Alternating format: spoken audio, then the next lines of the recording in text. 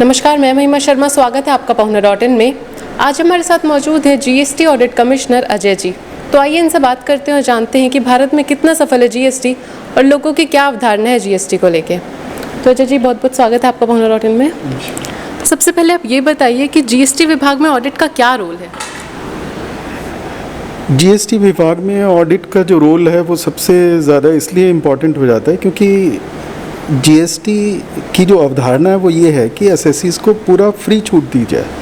उनको ये कह दिया गया है कि आप अपने रिकॉर्ड्स मेंटेन कीजिए, आप अपना बिजनेस पे कंसंट्रेट कीजिए, आप बाकी की चीज़ों के ऊपर ज़्यादा ध्यान मत दीजिए ताकि देश की इकोनॉमी आगे बढ़े। अब ऑडिट जब हमने सारी छूट दे दी एसएससी को, उसको असेसमेंट के लिए कह दिया कि आप अपने आप असेसमेंट कीजिए, अपना जो कर निर्धारण होता है आप उसको उसके हिसाब से भरते रहिए। तो क्या होता है कि जब हमने सब छूट दे दी तो अब सरकार को भी ये देखना है कि हमारा जो विभाग है उसको ये देखना है कि आप जो लोग करदाता हैं वो सही से अपने करों का भुगतान कर भी रहे हैं या नहीं। तो उस करों का भुगतान को देखने के लिए हमारे पास दो तरीके हैं। एक तरीका ये है कि जो लोग करों का भुगतान सही से नहीं कर रहे हैं उसके लिए हमारे प्रिवेंटिव टीम्स हैं, जो जहाँ से हमें सूचनाएं मिलती हैं, हमारे जो इन्फॉर्मेशन के सोर्सेज हैं उसके हिसाब से, या हमारे जो डाटा जो हमारा एनालिटिक्स है उसके हिसाब से जो सूचनाएं हमें मिलती हैं उसके हिसाब से हम उन जो ऐसे लोग हैं जो कि किसी भी सिस्टम को मानना नहीं चाहते और निश्चित रूप से कुछ अनस्क्रूपलस एलिमेंट्स हर सिस्टम में होते हैं, तो उन लोगों के लिए हमारी प्रिवेंटिव टीम जाती है। और बाकी जो लोग हैं जो कि क्योंकि अगर आप छत्तीसगढ़ में ही देखेंगे तो हमारे 37,000 एसएससी ऐसे हैं जो कि बिल्कुल एकदम एक्टिव हैं, हमारे 37,000, जबकि टोटल मिला के मेरे ख्याल 75,000 से एसएससी बेस हमारा ज़्यादा है, 75। अब इन 37,000 एसएससीज को मतलब अगर आप खुली छूट दे दें कि उनके ऊपर कोई देखने वाला नहीं है तो सरकार के रेवेन्यू का जो है कुछ नुकसान हो सकता है। तो इसके लिए क्या किया हुआ है, सरकार ने क्या किया कि हम ऑडिट करेंगे, हम एक रैंडम सिलेक्शन करता है हमारा DGRM और वो लिस्ट हमें देता है हर साल उन एसएससीज की, और उन एसएससीज का हम लोग जांच करते हैं उनके जो फाइनेंशियल रिकॉर्ड्स हैं उनके हिसाब से कि उन्होंने जो टैक्स देना चाहिए था, और कुछ तो भ्रांतियों की वजह से भी कि भाई कुछ तकनीकी समझ कम होती है कुछ लोगों में, हर एक आदमी से एक्सपेक्ट नहीं किया जाता, लॉ थोड़ा सा कॉम्प्लिकेटेड होता ही है, तो उसकी वजह से वो क्या करते हैं कि वो भ्रांति की वजह से वो गलत टैक्स भर देते हैं या नहीं भरते हैं, तो उस चीज़ की भी जांच करते हैं हम लोग और ये देखते हैं कि उन्होंने जो टैक्स भरना था वो प्रॉपरली भरा या नहीं भरा। और जो हमारे विभाग जो ख़ासतौर पे हमारी जो ब्रांच है ऑडिट, जो उसका रोल इस बात से ज़रूर उभर के आता है कि हमारी वजह से कुछ ऐसे जो लोग हैं जो कि फैंस सिटर होते हैं हर उसमें सिस्टम में, तो वो जब ये देखते हैं कि ऑडिट ने इतनी रिकवरी की और उनके नाम इस लिस्ट में हैं, तो वो खुद से अपनी तरफ से ही उस जो उनका रेवेन्यू जो भुगतान करना है सरकार को भुगतान कर देते हैं। तो मैं आपको बताना भी चाहूँगा कि पिछले साल हमारी जो रेवेन्यू जो था टोटल मिला के जो डिटेक्शन था वो 171 करोड़ से ऊपर था, और उसमें से 26.5 करोड़ रुपए इमीडिएटली स्पॉट रिकवरी भी हुई थी, और वो बाकी बाद के अंदर रिकवरी होती रही, जिसमें इमीडिएटली मान जाते हैं वो लोग तो वैसे पैसा भर देते हैं, अगर नहीं मानते तो उसके बाद विभाग एक कार्रवाई करता है, उसको एक शोकाज नोटिस इशू करता है, और शोकाज नोटिस के डिसीजन के बाद उनको पैसा भरना पड़ता है। जीएसटी ऑडिट कमिश्नर के रूप में आपको किन चुनौतियों का सामना करना पड़ रहा है छत्तीसगढ़ में? मेनली मेरे को मैं जो देख रहा हूँ जो चुनौतियाँ, वैसे तो सबसे बड़ी चुनौती यहाँ पे ये है कि जो छोटे जो व्यवसायी हैं, जो छोटे रजिस्ट्रेंट हैं, वो क्या कर रहे हैं कि वो हम जब उनको रिकॉर्ड मांगते हैं, हमारा एक सिस्टम है कि हम 15 दिन पहले हर एसएससी को एक लेटर लिखते हैं जिसको चुना गया ऑडिट के लिए, और उस एसएससी से ये कहते हैं कि आप अपने रिकॉर्ड्स हमें दे दीजिए, हमारे जो प्रेस्क्राइब रिकॉर्ड्स हैं, ताकि हम उसका आपके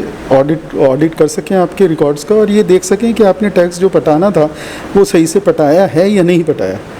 तो मैं जो चुनौती महसूस कर रहा हूँ वो ये चुनौती है हमारे सामने कि जो छोटे व्यवसायी हैं वो व्यवसायी अपना रिकॉर्ड हमें नहीं दे रहे हैं, और उसकी वजह से हम अपना, क्योंकि अब रिकॉर्ड नहीं देंगे तो हम अपना काम नहीं कर पा रहे। और उसकी वजह से, क्योंकि विभाग ने ये लिस्ट हमें दी है इन लोगों को ऑडिट करना है, तो हम क्या कर रहे हैं कि अगर कोई रिकॉर्ड नहीं देता तो हमारा एक प्रेस्क्राइब प्रोसीजर है कि आप 3 बार उनको कोशिश कीजिए, अगर वो 3 बार में रिकॉर्ड नहीं देते तो फिर आप उस यूनिट को सरेंडर कर दीजिए और अपने नीचे एग्जीक्यूटिव कमिश्नरेट को बता दीजिए। मैं आपके माध्यम से उन लोगों तक ये बात पहुंचाना चाहता हूं जो छोटे व्यवसायी हैं कि अगर वो अपने रिकॉर्ड नहीं देंगे तो ये तो वो ऑडिट से तो छूटेंगे नहीं किसी भी हालत में। इस साल ऑडिट नहीं होगा, आपने रिकॉर्ड अभी नहीं दिए, मत दिए, कोई बात नहीं, अगले साल फिर आपका ऑडिट होगा। तो वो लेकिन इसके साथ ये भी होगा, जब हम ये लिस्ट जो जिन लोगों ने रिकॉर्ड नहीं दिए, जब हम नीचे एग्जीक्यूटिव कमिश्नरेट को देंगे तो उनकी प्रिवेंटिव टीम उनके प्राइमाइसिस के अंदर, बिजनेस प्राइमाइसिस के अंदर विजिट करेंगी और निश्चित रूप से किसी भी इन्वेस्टिगेटिव एजेंसी का किसी बिजनेस व्यवसाय में जाना, उसके जो माहौल है, उसका जो गुडविल है अपने व्यवसाय में या अपने फील्ड के अंदर जो लोग हैं जानने वाले, उनके सामने उनकी जो साख है वो काफ़ी ख़राब होती है। तो मैं आपके माध्यम से ये कहना चाहता हूँ कि जो छोटे व्यवसायी हैं वो, उनको कोई भी परेशानी है, जो भी रिकॉर्ड उन्होंने मेंटेन किए वो रिकॉर्ड्स हमारे साथ शेयर करें। उनको मैं ये विश्वास दिलाना चाहता हूँ कि उनके ऑडिट को बहुत अच्छे से किया जाएगा और उन लोगों को जो भी सहूलियतें विभाग देना चाहेगा, बल्कि ऑडिट का जो पर्पज़ है वो यही है कि आपको समय रहते आपकी गलती पता चल जाए। अगर समय रहते आपको अपनी गलती पता चल जाएगी तो आप उसको रेक्टिफाई भी कर सकते हैं।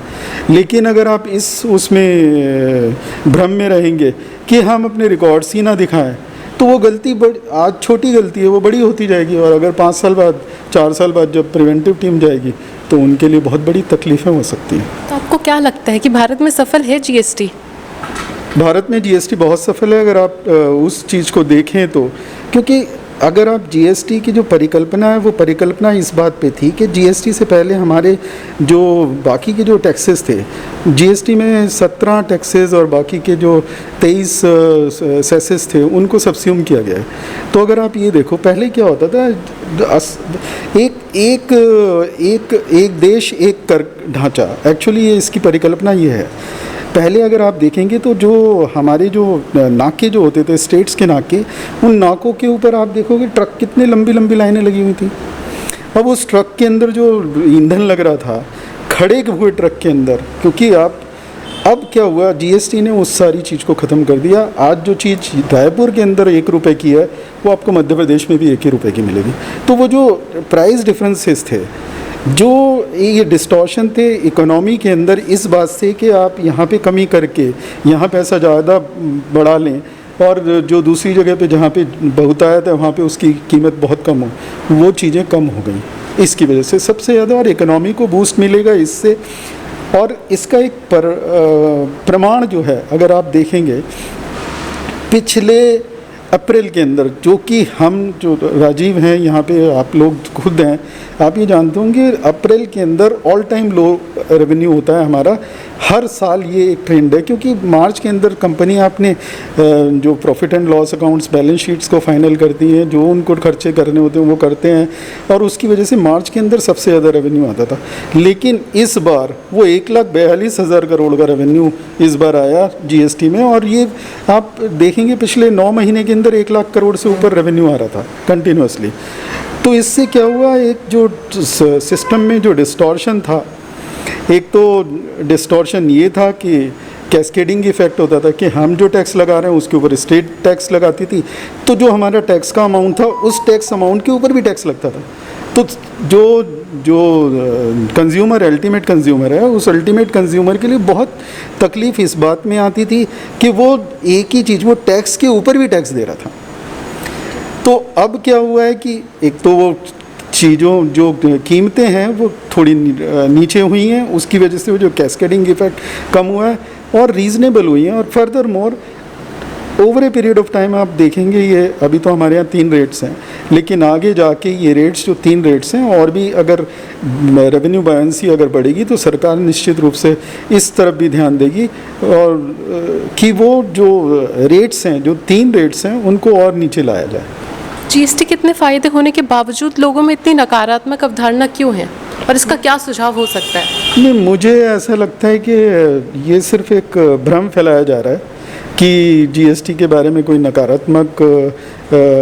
प्रभाव है जीएसटी के, क्योंकि अगर आप व्यवसायियों को देखेंगे, अगर उनको देखेंगे तो वो बहुत खुश हैं। मैं खुद, मेरे जितना इंटरेक्शन जितने लोगों के साथ हुआ है, निश्चित रूप से कई बार ऐसा होता है कि जो एक थोड़ा सा जो हमारी टेक्निकल डेफिशिएंसी जो थी पहले, वो हमारा पोर्टल ठीक से काम नहीं कर रहा था शुरू में, लेकिन अब उसको भी ठीक कर लिया गया, उन कमियों को भी। और एक और जो चीज़ है जो कि सरकार ये देख रही है कि कहाँ पे हमारे को इरिटेंट हैं जीएसटी के अंदर, कौन सी जगह पे ऐसा लग रहा है कि हम इसको सुधार करें ताकि कंप्लाइंस बढ़े। क्योंकि अगर आपने एक चीज़ जो मैं पहले आपने जो प्रश्न किया था उसके संदर्भ में बोलना चाहता हूँ कि हमारे यहाँ पे छत्तीसगढ़ में एक जो चीज़ जो मैंने और देखी है, वो यहाँ देखा है कि यहाँ पे जो रिटर्न फाइलिंग का परसेंटेज है वो थोड़ा कम है। अब रिटर्न फाइलिंग का परसेंटेज कम है, उसका कारण भी था कि रिटर्न बड़ी कम्बरसम थी। तो सरकार ने ये देखा, यार ये रिटर्न इतनी कम्बरसम है तो इसको और आसान बनाया जाए। विभाग के साथ क्या रहता है कि हम एक रिटर्न बना दें ताकि हम सारा डाटा एक जगह कैप्चर कर लें, और दूसरी ये होती है कि उसको सरल भी बनाया जाए। तो ये जो दोनों चीज़ों के बीच में जो एक ट्रेड ऑफ है, इस ट्रेड ऑफ को सरकार हर संभव कोशिश कर रही है, जीएसटी काउंसिल जो है वो कोशिश कर रही है कि उसको कम से कम किया जाए, और जो व्यवसायी हैं उनको जितनी ज़्यादा से ज़्यादा छूट दी जाए, और ज़्यादा उनका जो टेक्निकल एक्सपर्टाइज़ है या उनकी बिजनेस एक्यूमेन है,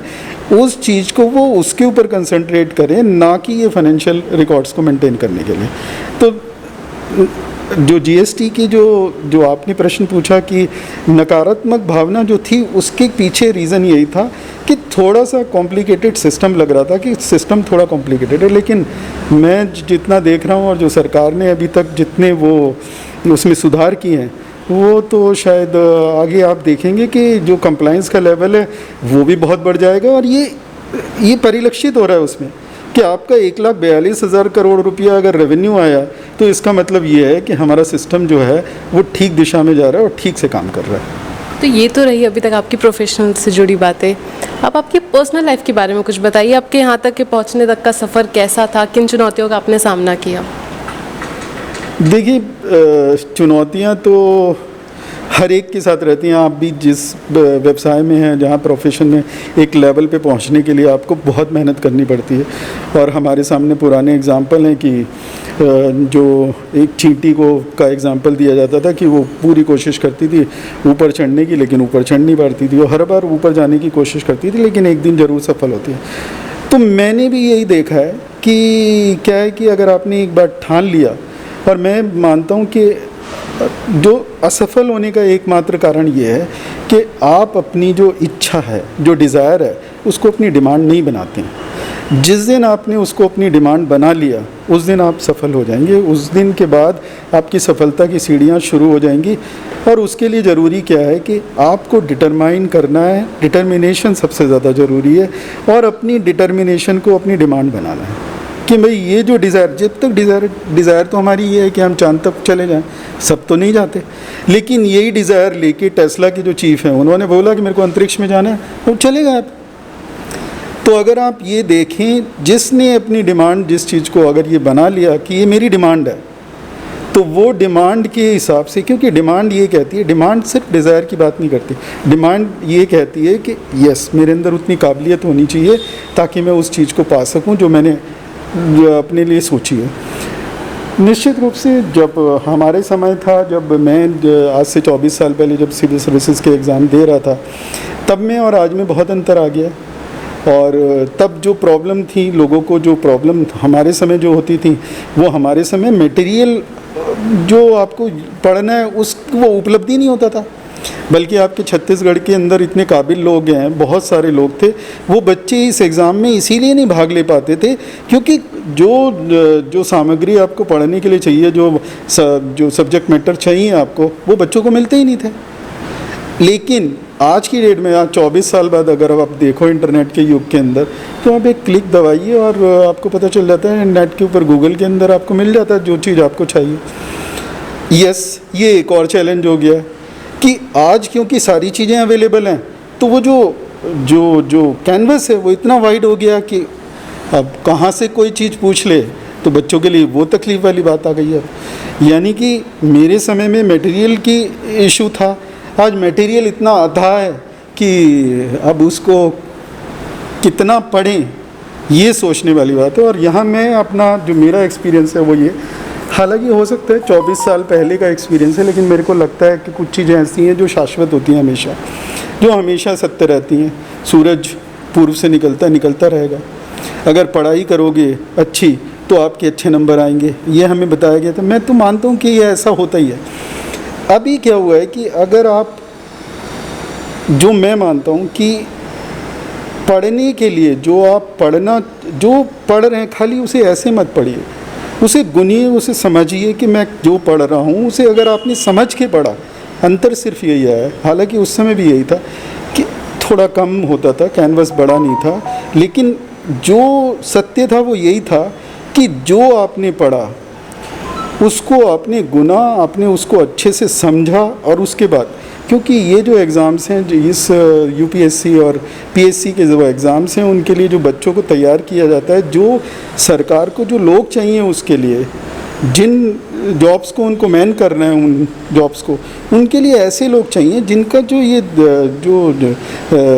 माइंड के अंदर क्लैरिटी हो थॉट्स के बारे में। अगर आपकी माइंड में क्लैरिटी नहीं होगी थॉट्स के बारे में, तो फिर आप एक सक्सेसफुल ब्यूरोक्रेट कभी नहीं बन सकते। सरकार की नीतियों का जो क्रियान्वयन जो करना है वो नहीं कर पाओगे, क्योंकि आप तो इसी उसमें रहोगे हमेशा दुविधा में, यार ये करना चाहिए या नहीं करना चाहिए। और जो मैंने अभी बताया कि यूपीएससी और पीएससी के एग्ज़ाम्स के अंदर जिन बच्चों को सिलेक्शन किया जाता है, उन बच्चों का सिलेक्शन सिर्फ इस बात के, उस पेपर के अंदर, अगर आप पहला पेपर के ऊपर ही जो हमारा सिविल सर्विसेज का जो एग्ज़ाम होता है, जब मैं देता था उस समय उसके ऊपर लिखा होता था, no marks will be awarded for superfluous knowledge. अब जो सुपरफ्लुअस नॉलेज है वो तो यही है ना कि ऊपरी तौर पे, भाई ये डिपार्टमेंट जीएसटी डिपार्टमेंट है, अब आपको जीएसटी के बारे में पता नहीं है कि जीएसटी होता है क्या है, आपने सोचा नहीं, आप सिर्फ ये कह दो ये एक इनडायरेक्ट टैक्स है। अब सिर्फ मैं एक चीज़ बताना चाहता हूँ, जैसे आप ये बोला जीएसटी, अब जो बच्चा इस एग्ज़ाम की तैयारी कर रहा है उसको ये पता होना चाहिए जीएसटी है क्या, जीएसटी से पहले क्या था, जीएसटी के अंदर क्या सुधार किए गए, जीएसटी है कौन सा कर। अगर उसने ये सारी चीज़ें नहीं दी, मतलब एक कॉन्सेप्ट को अगर उसने अपना क्लियर नहीं किया ये है क्या, तो वो सफल नहीं हो पाएगा इस एग्ज़ाम में। इस एग्ज़ाम में सफल होने के लिए सिर्फ ज़रूरी है दो चीज़, जो मैंने पहले बताया। एक तो आप अपनी डिज़ायर को डिमांड बना दीजिए, डिमांड बनाएंगे तो आप पूरी मेहनत करेंगे, और मेहनत का तो कोई और दूसरा पर्याय है नहीं, क्योंकि, और दूसरी चीज़ एक जो यहाँ पे है कि आपको डिटेल्ड स्टडी की जगह स्मार्ट स्टडी करना ज़रूरी है, क्योंकि आप जितना पढ़ रहे हैं आप लोग, ज़रूरी नहीं है उसमें से, क्योंकि हम बहुत सारी चीज़ें ऐसी पढ़ती हैं जो हम हमारे नज़र के सामने से जाती हैं, वो हमारे माइंड में रिकॉर्ड हो जाती हैं, लेकिन उसकी गहरी अनुभूति अगर हमें है तभी आप उसका यूज़ कर पाएंगे आगे किसी उसमें लेवल में जाके, जब आपको ज़रूरत पड़ेगी। अदरवाइज़ आप नहीं कर पाएंगे उसको, क्योंकि आपने देखा होगा बहुत बार ऐसा होता है हमारे साथ कि हम कोई बहुत अच्छा काम करते हैं, लेकिन उसको हम दिमाग में रजिस्टर नहीं करते। रजिस्टर होता है, लेकिन वो कोने में किस ब्रेन के किस पार्ट में चला गया ये हमें नहीं पता चलता, हम उसे रिकॉर्ड नहीं कर पाते। इसीलिए अगर आपने देखा होगा कि जो ये लोग ब्रेन पावर को बढ़ाने वाले काम करने के लिए कहते हैं, वो आपको ये कहते हैं कि किसी चीज़ के साथ कनेक्ट कीजिए। जैसे मुझे ये बताया जाता था जब हम पढ़ रहे थे एक क्लास के अंदर, तो उन्होंने ये कहा कि आपको कोई चीज़ याद नहीं हो रही है तो अब उसको गाने की तरह बना लीजिए। अब गाना की तरह बना लिया तो फार्मूला बनाने के लिए तो गाने याद बहुत आसानी के साथ, वो फार्मूला तो बहुत मुश्किल होगा याद होना, लेकिन अगर आपने उसे गाने में बना लिया तो गाना बहुत आराम से आप गुनगुना पाएंगे उसको, और जब आपको ज़रूरत है आप उसको यूज़ कर लीजिए। जीएसटी कमिश्नर होने के नाते आप लोगों को क्या संदेश देना चाहते हैं? देखिए, संदेश तो मैं, क्योंकि कोई पॉलिटिशियन हूँ नहीं, हाँ, लेकिन मैं ज़रूर ये कहना चाहता हूँ, जो कि मेरे जो क्षेत्र में जो जुरिस्डिक्शन में जो लोग आते हैं, कि वो अपने करों का भुगतान सही तरीके से करें। अगर उनको कोई भी दिक्कत आती है अपने रिकॉर्ड्स को मेंटेन करने में या किसी भी तरीके से, तो वो किसी भी समय हमारे ऑफिसेस के हर एक उसके अंदर रेंज के अंदर एक सेवा केंद्र खुला हुआ है। उनको तकलीफ़ आती है तो उस सेवा केंद्र के अंदर जाके उस पे फ़ोन करके उनसे पूछ सकते हैं कि ये मेरी प्रॉब्लम है, आप मुझे बताइए। अगर उनको वहाँ भी वो समाधान नहीं मिलता तो हमारे एसीज़ हैं, उनके पास आ सकते हैं। उनके पास भी समाधान नहीं मिलता तो मैं बैठा हुआ हूँ, मेरे पास आ सकते हैं। मैं उनको ज़रूर समाधान देने की कोशिश करूँगा। मुझसे भी नहीं होगा तो हमारे ऊपर भी बहुत सारी चीज़ें। तो मैं तो बस ये मेरा संदेश यही है कि देश की प्रगति के अंदर अगर आप देखें, इनडायरेक्ट टैक्सेस जो हैं वो एक बहुत महत्वपूर्ण रोल प्ले करते हैं। और ये जो हम टैक्स जो कलेक्ट करते हैं, ये टैक्स का पैसा सरकार अपने ऊपर खर्च नहीं करती। ये टैक्स का पैसा वापस आपके पास जाता है सड़कों के रूप में, बाकी सुविधाओं के रूप में। कोविड के अंदर जो हेल्थ केयर फैसिलिटी है, अगर देश के अंदर अगर आप ये देखें, मेरा रेवेन्यू, अगर इनडायरेक्ट टैक्सेस का रेवेन्यू बहुत अच्छा हो जाए तो हो सकता है एक समय आए कि आपको विश्व स्तर के हॉस्पिटल्स यहाँ मिलें जहाँ पे आपको पैसे ही ना खर्च करना पड़े। असली इशू ये है कि हमारे पास रिसोर्सेज कम है।